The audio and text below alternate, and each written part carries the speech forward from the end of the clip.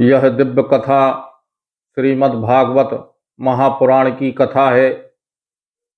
भक्ति का संचार करने वाली यह कथा भगवान शिव की कृपा का बखान करती है। आप इस वीडियो को अंत तक देखते रहें, जिससे आपको कथा का पूर्ण लाभ प्राप्त हो सके और हमारा प्रयास पूर्ण हो सके। एक नगरी में नृभग नाम के ऋषि थे, जो राजा मनु के पुत्र थे। उनके 4 पुत्र थे। उनका सबसे छोटा पुत्र, जिसका नाम नभाग था, वह विद्या अध्ययन करने के लिए धर्म क्षेत्रों में पिता के सामने ही निकल गया। वृद्ध होने के कारण पिता नृभग वानप्रस्थ और संन्यास आश्रम में चले गए, अर्थात जंगल में तपस्या करने के लिए चले गए। अध्ययन करके जब नभाग वापस अपने घर लौटे, तब तीनों भाइयों से उन्होंने कहा कि हमारी पैतृक संपत्ति का हिस्सा कहाँ है, आप बताइए, मैं वहाँ रह कर के निवास करूं और अपना भरण पोषण कर सकूं। तब उनके तीनों भाइयों ने कहा कि आपके हिस्से में पिताजी हैं, और जाकर के पिताजी से पूछो कि आपका हिस्सा कहाँ है। भाइयों ने बताया कि वह जंगल में तपस्या करने के लिए चले गए हैं।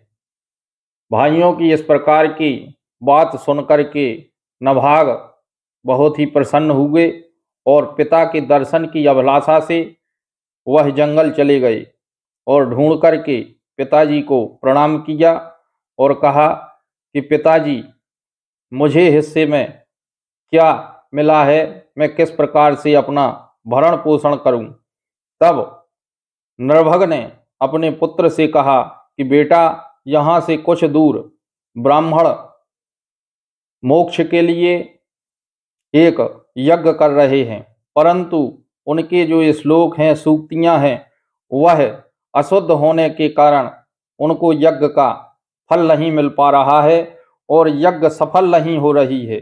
इसलिए तुम जाकर के बैठकर शुद्ध सूक्तियां और श्लोकों को पढ़ो, जिससे उनका यज्ञ सफल हो सके और उनको मोक्ष की प्राप्ति हो सके।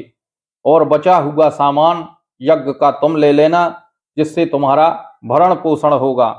पिता के ऐसे वचन सुन करके, उनकी आज्ञा मान करके नभाग वहां पर पहुंचे जहां पर वह ब्राह्मण यज्ञ कर रहे थे। जाकर के ब्राह्मणों को प्रणाम किया और ब्राह्मणों से कहा कि आप जो मंत्र पढ़ रहे हैं वह सही नहीं है, इसलिए मैं जैसे मंत्र बोलता हूं इसी प्रकार से आप मंत्र बोलें, जिससे यज्ञ सफल हो सके और आपको मोक्ष की प्राप्ति हो सके।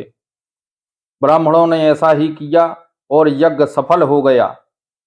यज्ञ सफल होते ही उनको सबको मोक्ष की प्राप्ति हो गई। वहां पर बचा हुआ सामान जैसे ही नभाग उठाने लगे, वैसे ही एक काले रंग का मनुष्य वहां प्रकट हो गया। अग्नि से प्रकट होते ही वह बोला कि ये बालक, यह सामान मत छुओ, इस पर अधिकार मेरा है।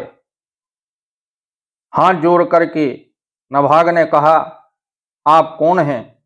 वह बोले, मैं ईशान दिशा का स्वामी हूं और बचे हुए यज्ञ के सामान पर मेरा अधिकार होता है।